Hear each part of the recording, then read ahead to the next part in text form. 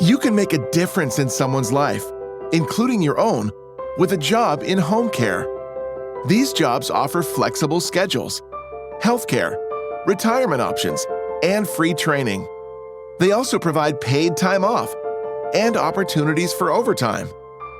Visit OregonHomeCareJobs.com to learn more and apply. That's OregonHomeCareJobs.com.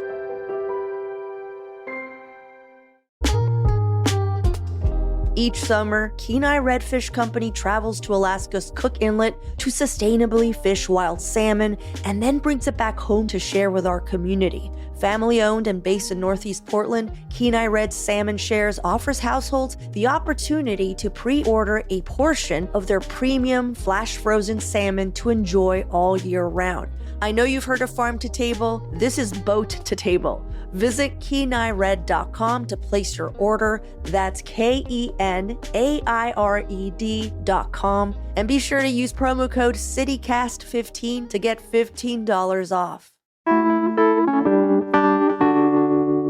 Today on CityCast Portland, we're talking about Governor Tina Kotek versus Preschool for All, how the city is changing the way it permits and regulates our streets tree canopy, and the results of the investigation looking into Boeing's door plug blowout.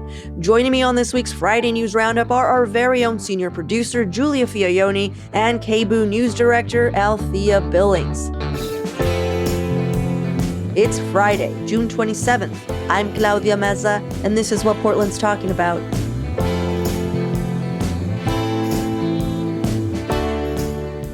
Welcome, everyone, to the Friday News Roundup. Althea, Giulia, thanks for hanging out with me this morning. Hey. Good morning. Althea, I feel like it's been years. Has it been years? It's been centuries. Has it been a normal amount of time? I've lost track of time, personally. For those listening, Althea has been on I guess almost now month-long sabbatical from work. It's going to last until September. Yep. Pretty awesome being a union member, I got to say. Shout out CWA 7901, reaping some benefits. Don't worry, guys, it's unpaid, but I'm having a great time. Oh, no. Never mind. Okay, we're still happy for you. We'll take what we can get. Yeah. For those of you new to the show, today is the day we break down some of the biggest local stories of the week with some of the best and brightest journalists in town. But before we jump into the news, I usually ask an opening question so our listeners can get to know our guests a little better. And today's opening question, I will preface, is a little on the darker side. And it's related to Monday's episode when we talked with Portland writer Emma Pattee about her debut novel that she set in Portland following the aftermath of the Cascadia Subduction Zone mega thrust earthquake. It's Tilt. Giulia, I know it's on your list to read. Have you heard about that book, Althea? I don't know that I have. I don't know that I've had the pleasure. If you read the book, it's going to just remind you that Portland is in for a big one. A big one, yeah. So my question to you two is, I'm assuming that, of course, you already have your earthquake preparedness kit because it's a thing that is brought up a lot.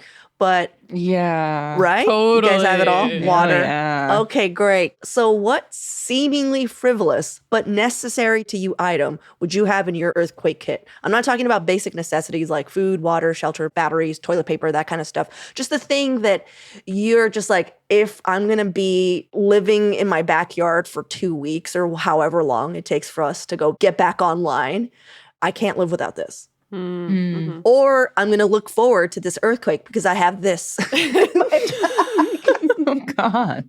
I'm going to take the first approach on this one and say I definitely need this if I'm going to be stuck living in my backyard for 2 weeks. Which you do not have, by the way. Yeah, which I don't have a backyard either. So I was going to say, we're getting backyards in this? That honestly sounds like an upgrade.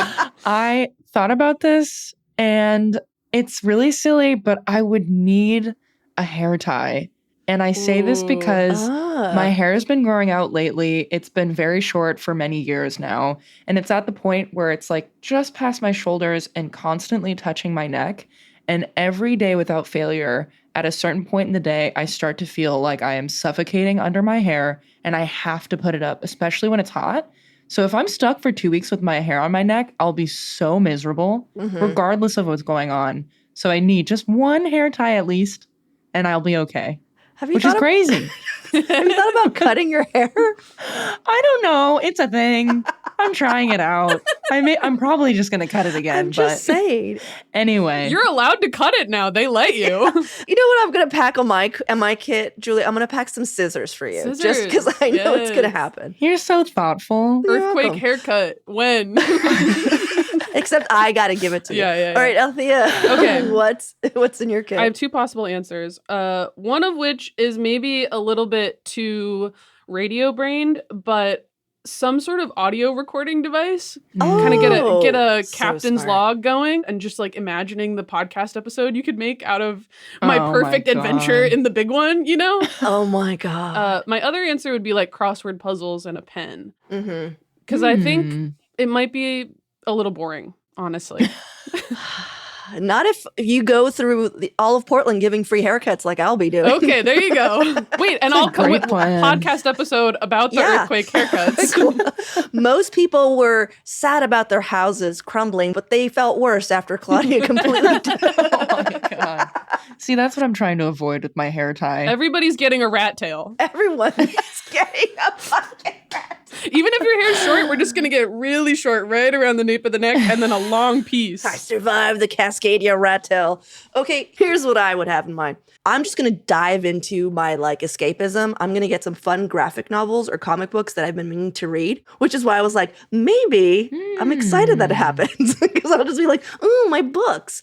Yeah, but I also will have a bottle of whiskey because I knew for sure that come would be the case. And the fact that none of you do, are you kidding me? I'm not sharing my whiskey. I'm sharing my freaking genius haircuts, but not my whiskey. I did think about weed. I really did. But I was like, I'm not even going to enjoy that weed if my hair is down and touching my neck. So you said one thing and it's a hair tie. Oh, man, you really did stick with that. All right. Thank you both for your answers. On to the news of the week. Althea, what do you have for us this week? It's Tina Kotek versus Preschool for All. Dun dun dun! Get into the ring. Get into the let's ring. do it. Oh, man. Yeah. So I was looking at an article from Joanna Ho over at Willamette Week. I would really like to quote the first line of this article because I think it's awesome. Okay. It's a Jane Austen riff. Quote, "It is a truth universally acknowledged that a Multnomah County taxpayer in possession of a good fortune must be in want of relief from the Preschool for All tax." It's so good. But yeah, basically we're in the end game of the legislative session, right? And there's this 11th hour amendment that got added to Senate Bill 106 that would eliminate Multnomah County's ability to have the Preschool for All program and the supplementary tax that goes to support it. It would force them to sunset that program. And the Willamette Week article is kind of talking about this in the context of this sort of ongoing push and pull between Governor Kotek and Multnomah County Chair Jessica Vega Peterson. Kotek has been really critical of the tax recently. She wants to reform it because she says that high-income Multnomah County residents have been threatening to leave the county, leave the state because of the tax that is waged upon them. So it doesn't seem like this is happening right now. I think it's going to be tabled until the next session, but it is like a ratcheting up of tensions and trying to force this issue to come to a head. I am curious because is it that she is saying, hey, no more tax, we're never going back? Or is she saying, pause, this program is under spending yearly. Do we need to take this back to the drawing board and reconfigure this tax? Because I've read it more as, or I saw it more as that and not like, fuck this tax. But did I just make that up in my head?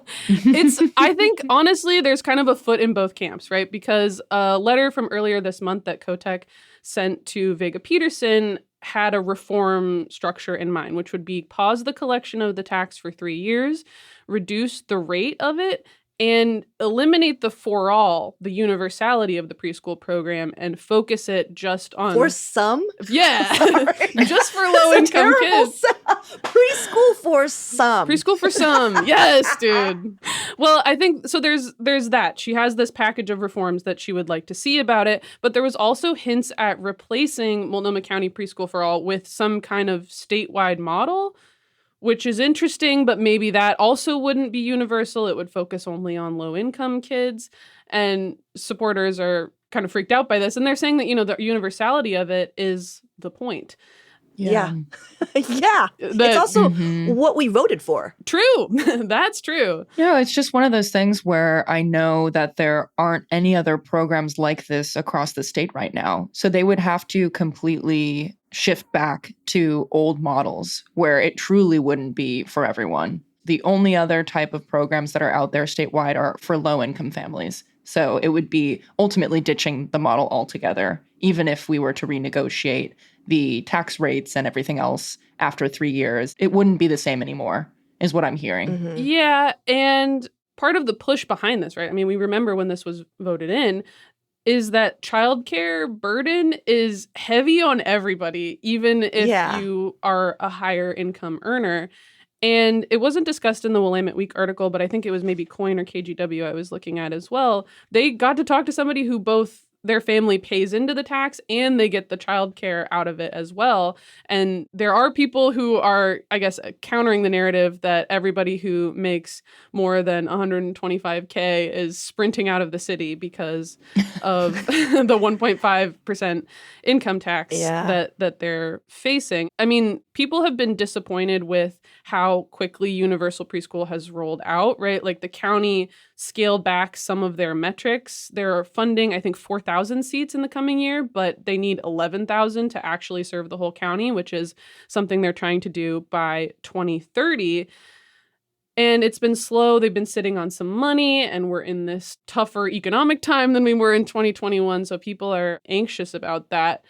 And I think it fits into this common thing that we see. It reminded me a lot of the pushback on the supportive housing services tax, on Measure 110 as well, that maybe voters come to some understanding that X is a problem. We need to do something about X. Okay, we passed the thing to do something about it. But then just throwing money at a problem doesn't solve it because there's all these other structural things that are why it wasn't working in the first place. So can you say that again? Yeah. Can you say that again? So you're saying that our infrastructure was broken to begin with. Yes. And it's a reason why we have these issues. Yeah. But then when we're like, hey, what if we give that broken infrastructure more money?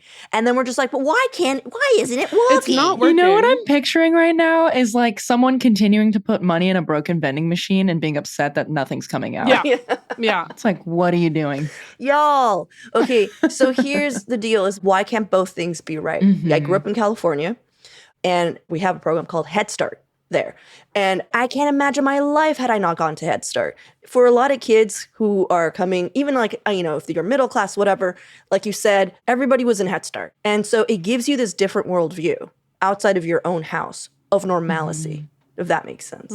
And not only that, it gives you this structure that a lot of kids are not going to have, and it might save them. I can't explain to someone who maybe has had a very normal childhood what normalcy can do to a brain that doesn't have it. It's just so important for everyone to have the same opportunity at that age, Yeah. It makes a big difference, that age.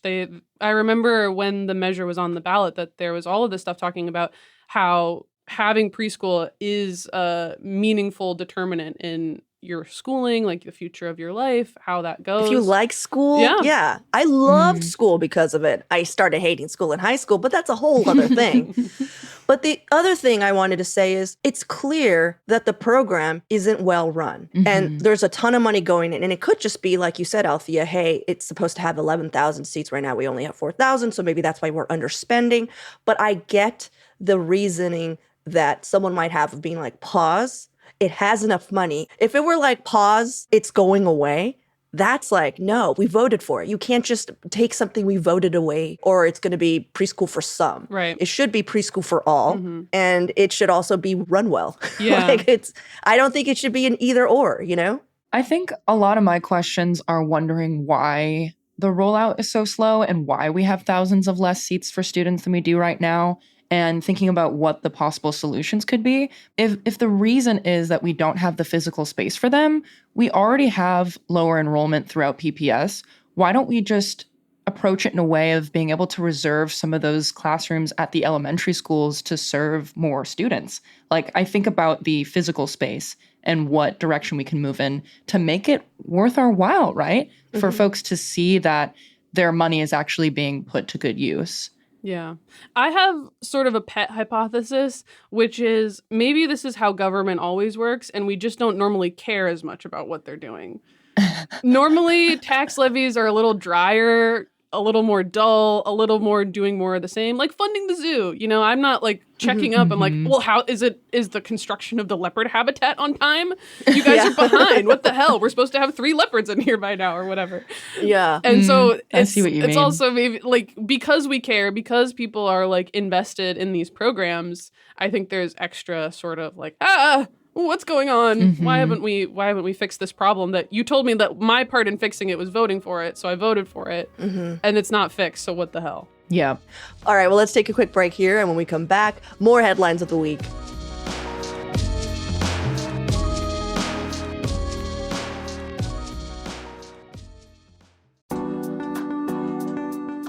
Still looking for summer activities that get your kids out of the house, but also provide enrichment and personal growth?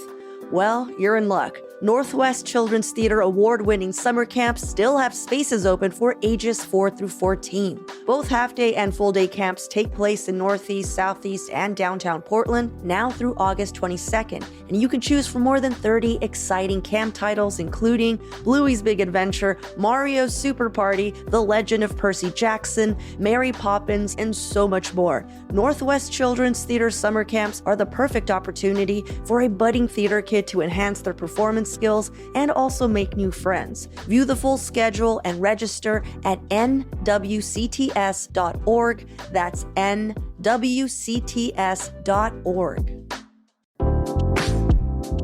Time slows down in Walla Walla, Washington. And that's the point. You can experience a vibrant and relaxing getaway, going at your own pace, doing as much or as little as you want. And if you love to eat delicious food and drink good wine, this is your destination. Walla Walla Valley produces everything from wheat to asparagus to strawberries to, of course, their famous Walla Walla sweet onions. So there's plenty of farm-fresh, fine dining from celebrated chefs to explore. But it's also home to more than 130 wineries offering a variety of expressions and vineyard experiences. And all of this is just a beautiful and scenic 4-hour drive from Portland. Go to wallawalla.org to plan your visit today. That's wallawalla.org. All right, this week I'm giving an update on the city's rigid and at times ass-backwards tree regulations. This was something that Willamette Week wrote about last week, but we just didn't get a chance to talk about. I relied heavily on reporting by Sophie Peel, who's been following this story from the start. If you don't know, in 2015, the city passed a tree code, Title 19, and it regulates how trees in the city must be cared for and preserved. And its aim is to essentially preserve our city's canopy, which sounds great in theory, but it ended up giving the urban forestry and the head of that department, the city forester, almost dictator-like authority over not only the city's trees that line the streets, which, by the way, homeowners are still expected to care for if they're adjacent to their property. It also gave the city jurisdiction over trees on homeowners' own land. And some of you might remember Sophie Peel coming on and giving example after example of Portlanders facing a stone wall from urban forestry for requesting to remove like beetle-infested trees that were ruining their homes, or trees with roots that were ruining their foundation, or trees that were so unsafe that they were told, hey, this tree's going to fall on your house, and they couldn't get anywhere. Which, by the way, this tree is going to fall on your house did happen to a few Portlanders in the winter storm of 2024. A large number of trees broke off and did do that. And even worse, the city started fining these people daily for, quote unquote, illegally cutting down their trees without permission, as if they controlled the weather. And that is how this whole story started. That's when the microscope went to urban forestry, because Sophie Peel was alerted to this. And she's like, I'm sorry, you almost died. Half of your house is gone and the city is fining you? Mm-hmm. Anyhow, a week or so ago, led by Councilor Eric Zimmerman, City Council finally made changes to how the city regulates trees. For one, the entire tree regulation team, which used to be under urban forestry, a division of the Parks Bureau, by the way, has now moved to Portland Permitting and Development, the city's centralized permitting office. The council also voted to transfer $2.1 million of park levy funds from the Tree Code Regulation Division, and it's going to backfill maintenance cuts for outdoor parks. Urban forestry will continue to oversee tree planting efforts across the city, including outreach and education, doing all the good work that they do. But the regulatory authority ends after October 1st. Urban forestry is also set to take over maintenance of all the city street trees, taking the financial burden of care off of adjacent property owners, which is something that should have just been happening at the stop. Yeah, that's a huge win. Right? Before I fill you in on even more details, what do you guys think? This is something where it just makes so much sense. And when I think about it, it's like a permit's a permit. It shouldn't fall under the jurisdiction of the folks that would have the most to say about it. Mm-hmm. Like, it shouldn't be under urban forestry because there are so many complicated perspectives and opinions on those choices, versus permitting kind of just like equalizes it and makes it a lot less subjective and makes it more of a system that I think, or at least I hope, will be a lot easier for people to go through, and it won't be as tough, like as emotional for people to get this necessary work done, which is really exciting. Yeah. I'm very glad to hear of this as being like a movement towards solution. It may not fix everything entirely, but definitely the managing of the street trees makes a ton of sense. And I think it also just makes me think about the government reorganization, and that this is something that is enabled by all of that, right? That there's been movement in all these different things, and trying to get things united under permitting and development, I think, makes more sense. Having less redundancies, having people who know similar stuff working in the same office seems like so sensical. You know, a lot of times we talk about Portland government being nonsensical. This seems sensical. And I think also where you can reduce individual friction between the people and their government seems good to me. One question I had, where are we at with all the cuts that were planned for permitting and development, though? Like, is this just moving into a department that has no money and no people? Yeah, I'm so glad you asked, because I don't know. Okay, great. Well, but I can tell you a little bit more about where Parks and Rec are with their cuts. So the $2.1 million of park levy funds taken from the tree code regulation made it so our city council successfully restored funding to pretty much all parks maintenance cuts that Mayor Keith Wilson's budget originally suggested, because that was a big deal when that budget came in for amendments. They were just like, you can't gut our Parks and Rec, you know? And I think it was $2 extra million that was going to the police department. And so if you don't remember, city council, it was very split, but they voted to essentially put that money back into parks. So I'm kind of unsure where parks is with budgeting at this point, meaning if they already got $2.1 million from tree code regulation, you know, they got that $2 million back from the police. Mayor Keith Wilson broke news on our show saying that the police ended up not needing it because they found it in their existing underspent budget for the following cycle. So again, not sure what that means for Parks and Rec, because we have like, okay, we clawed back some money through Parks and Rec, and we did not give back $2 million. So does that mean that they have $4 million? City council, somebody let us know, because the person who wrote this did not touch on that. But the other thing that I wanted to bring up is that Eric Zimmerman has been really critical of Parks Bureau leaders, accusing them of like stonewalling their requests for budget and program information, because, you know, when they were trying to save their maintenance funds, they're like, we need to see your budget because we can possibly find it inside your budget, much like the police supposedly did, you know? And park leaders denied accusations, but Zimmerman was saying like they stonewalled us, much like they did with people seeking permits. They just did not want to talk to us. So here's a heads up. Adina Long, who is the head of Parks and Rec, is on administrative leave. And I was told by a CityCast correspondent that usually means they're toast. Whoa. Yeah. Again, this is speculation. Guys, listening. The fact that the head of Parks and Rec is like missing after all of this shakeout is kind of a big deal. Not only that, but I don't know if you've ever seen a manager get fired, but what the first thing they do is they take away everyone underneath them. Now, going back to the head of forestry, her entire regulation team is gone. Yeah. These are a lot more questions than points, by the way. But these are... Yeah, I'm like, lots of questions. Yeah, but we don't have all the answers. Yeah, this is still something that I feel like it's going to take some time to see what the rollout of this even looks like. And back to Althea's point, how much the permitting office is going to need to actually accommodate this whole new program under their jurisdiction. Right, totally. We've seen basically like this outpouring of support, both from like community and from the city councilors to support the Parks Department and to try to ameliorate all of these things. And it seems like we've come to an agreement that we're not even mad about the increase in the police budget or whatever, because they didn't even need that hypothetical money that they didn't ask for anyway, because they already had $2 million. So it seems like we could be at happy families, but then there's this level of like transparency. And I think at this kind of inflection point where it's like, hey, we worked our asses off to make sure that somebody's going to turn the lights on in the park and clean up the trash and stuff, especially going into summer, which is where we're all going to be all summer, that this is like a moment where like, okay, well, we funded you guys.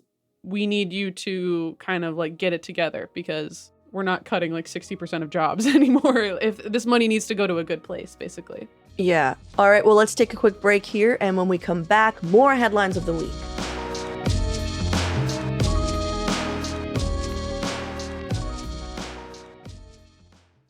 Test, test, check 1, 2.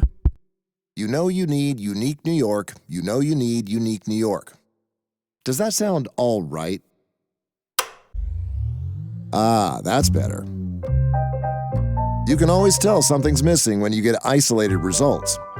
Like AI that's only right for one of your systems. Get AI that can work across your data and applications. Learn more at IBM.com. The AI built for business. IBM. This episode is brought to you by Nespresso and Samra Origins by the Weekend Coffee Collection. Introducing Samra Origins. My collaboration with Nespresso is a connection to my roots, to my mother, Samra. Coffee that hits the right notes. It transports you. Crafted with unique notes and bold, soaring flavors. Experience a taste that moves you. Nespresso and Samra Origins. Discover more at Nespresso.com. All right, Giulia, what have you been looking into? So my segment today comes from some reporting by the Associated Press, the Seattle Times, and Tribune News Service. And basically, the National Transportation Safety Board investigation looking into the Alaska Airlines Boeing door plug blowout is over. And to probably nobody's surprise, Boeing and its chief regulator, the Federal Aviation Administration, or the FAA, are to blame for everything. And so just to remind everyone, I'm talking about a year and a half ago when a 2-foot by 4-foot panel blew off the side of a 737 MAX airplane after takeoff nearly 15,000 feet in the air and landed in someone's backyard alongside some cell phones. And the investigation discovered that some Boeing factory workers took the door plug off the fuselage to repair some rivets, but the bolts that were used to secure the door plug were never replaced. Ooh. So the plane was just flying around with a boltless panel for 154 trips before it finally blew off. Crazy. And from the investigation, this is new news, it was discovered that not a single one of Boeing's 24 factory workers on the door team were ever taught how to remove a door plug before working on the aircraft. And the only person that had actually done it before was on vacation the day the door was put back incorrectly. And also, even worse, not a single person from the door team was actually working that day either. So whoever was working on the aircraft had no clue what they were doing. And it's not their fault because, in general, workers told NTSB, the safety board investigation team, that they, quote, felt pressure to work too fast and were asked to perform jobs that they weren't qualified for, which is why this happened. Not surprising. Thankfully, no one died and only a few people had minor injuries, but it certainly put some pressure on the FAA to keep a much closer eye on Boeing and gave travelers another reason not to trust Boeing and also impacted Alaska's reputation a bit. And I say this because, honestly, I think that tension with Alaska is still lingering because I flew on Alaska with my partner a couple weeks ago on the same type of plane on a similar route to Southern California. And when we were at the ticket counter securing our boarding passes, the Alaska concierge needed to ask us to move to an exit row seat together. And she was so anxious asking us to move. It was like she was anticipating us to say no.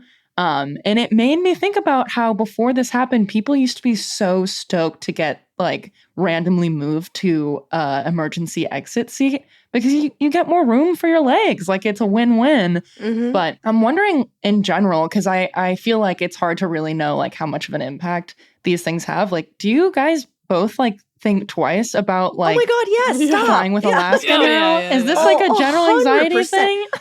Julia, do you not remember my like 10-page treatise on like Boeing on the show? I know, but I'm thinking months later now. Yes, I still fucking hate Boeing. I flew Alaska recently. I was traveling because I'm on sabbatical. I was flying a bunch, and the Alaska flight was fine, but the vibes were definitely a little odd. You know what I would mean? say. And also, I noticed there was a difference when, and I flew a bunch of different airlines, but when you were on an Airbus plane instead of a Boeing, like I didn't realize that I could tell the difference between those two, and I liked the Airbus better, but there's only two people know how to make planes in the whole world, and we need more planes so bad. And seriously, they're all like, I don't know, and this is just air travel observations, but I feel like the downstream effect of like not churning out planes at a clip that can actually retire some of the old ones. Like when I was a kid, I feel like going on a plane, it was like, I mean, I'm not that old that it was like actually fancy where you dressed up for it, but it wasn't like obviously like. Are you from the fucking 50s? Yeah. But like, no, there's wear and tear that you never see. There's like wear and tear, and I'm like didn't put the bolts back in the door wear and tear, but you're like, oh damn, there really was somebody sitting here 20 minutes ago on a flight in, you know? Oh yeah, and I swear to God, every time I'm in an Alaska plane, like I'm just like, is that pudding on the window? I hope it's pudding. Someone clean this pudding. Jesus fucking Christ. Like, lie to me. I know there's germs here, but lie a little harder. Lie to me. Yeah. Fly with me and lie to me. No, but here's if you guys want to get even more depressed about the state of planes and whatnot, Downfall, the case against Boeing, just watch that. It's on Netflix. It's pretty eye-opening. But I also do want to say, after all this trashing, I have to say this, even though I hate it, but like flying is still the safest form of transportation. We know. You know, it is. It is. It's just the scariest way to like face any kind of hiccup. Yeah. Is like, oh, a tin can in the air. Oh, yeah. And that's the thing, too, right? I think a lot of Alaska workers now know what's going through the minds of travelers when they get asked, hey, do you want to move to the exit row? It's like, do I want to maybe get launched out of the fuselage, or would I rather just have my knees be a little cramped? Yeah. But anyway, so the investigation also discovered some other major oversights that I want to mention. And basically, the safety board chair said things like, this aren't because of a mistake made by one person or a group of people. This is an indication that there are major systemic issues within Boeing and the FAA beyond this. So kind of like the canary in the coal mine situation. And some of those issues that they pointed out were Boeing's manufacturing and safety oversight just in general, the FAA failing to ensure that Boeing addressed, quote, repetitive and systemic nonconformance issues because they literally just didn't have a proper system to track incidents, so their inspections and audits were ineffective, which is insane to me. They also noted insufficient training for flight attendants on how to use portable oxygen bottles, and that the flight crew's manual did not have guidance on how to help unaccompanied minors in the case that the cabin depressurizes. So they did uncover a lot through this beyond just the door plug. The thing that's complicated about this is that the safety board can leave a bunch of recommendations, and I'll list some of those in a moment, but they aren't the ones to enforce it. The FAA has to hold their end of the deal in order to keep Boeing accountable. But some of those recommendations are designs for new and old 737 MAX planes to avoid this door plug issue, and an external review of Boeing's safety culture in general. And of course, implementing ways to address that incident tracking system and non-compliance issues across the board. I feel like those recommendations can be soothing to hear, but it's one of those things where one of the safety board members had mentioned that when it comes to the airline industry nowadays, they're saying it feels like whack-a-mole like every few months, you're having to stamp out another major issue to avoid a tragedy. And usually it's after a tragedy has already happened, which is where this anxiety is coming from. Right. And before I wrap up, I did want to mention some new news about another transportation giant in hot water this week. And this is some reporting from Zane Sparling at The Oregonian. And he's talking about the fire that started in the gorge earlier this month and was just 100% contained on Wednesday evening. And basically, the residents of Wasco County are suing Union Pacific Freight Company because they're claiming that they're to blame for the fire. Basically, the lawsuit claims that the sparks coming from the breaking freight train caused 3,700 acres of damage and displaced 1,500 residents. And it's basically resulting in $9 million of damage across the board because they claim that the company did not clear brush near the tracks and was, quote, operating negligently despite red flag warnings. Mm-hmm. Generally, Union Pacific is denying the claims, so we'll see how this one turns out.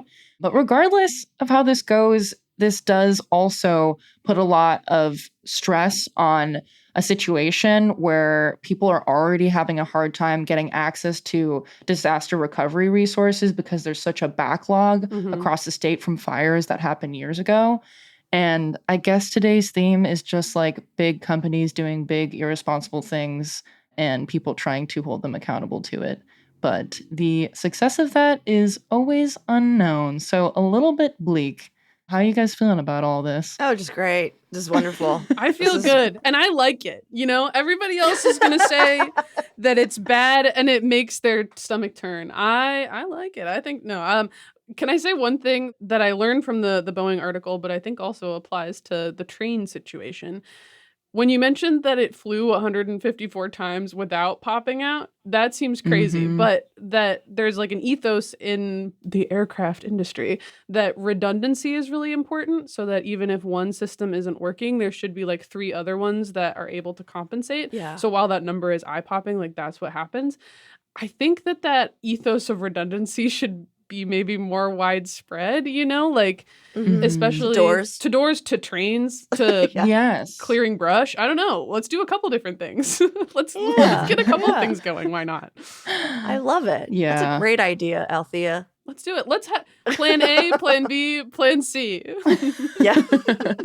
Let's freaking idiot-proof everything. How about that? It's a good idea. There's a lot of idiots out here. Yeah, there's 3 of them right yeah, here. you're looking at us.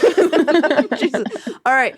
Thanks so much for sharing your headlines. But before we wrap up, we just got a few shout outs from CityCast Portland neighbors.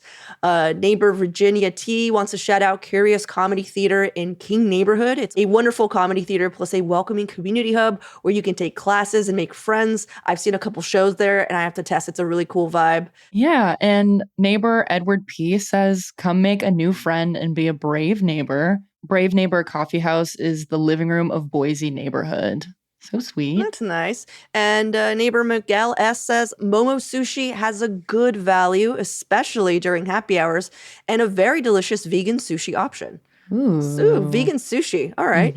So if you want to share your favorite local business or nonprofit on the pod, become a CityCast Portland neighbor and send us your shout out. We'll read it right here on the pod. Join today at membership.citycast.fm. That's membership.citycast.fm. I've had a blast hanging out with y'all. For those listening, thank you. I hope you have a great weekend. And thanks again, guys. Thank you. Thanks. Oh, also don't forget, we're going to be posted up at the Northeast Cully Sunday Parkways from 11 a.m. to 4 p.m. Come say hello, grab a sticker, get interviewed for a future episode. We're all going to be there taking turns at the tent. Again, 11 a.m. to 4 p.m. this Sunday at Cully Parkways. That's all for today here on CityCast Portland. Thank you so much for listening. Our podcast production team this week was John Notarianni, Giulia Fiaoni, and myself. Our Hey Portland newsletter editors this week were Rachel Monahan and Adrian Gonzalez. Our host is me, Claudia Meza. Original music by Jenny Conley and Steven Drizos. Additional music by All the Kimonos, as well as Sarah the Instrumentalist, Timothy Infinite, and Gregory David, courtesy of Epidemic Sound. We'll be back Monday morning with more from around the city. Until then, see you at Slim's.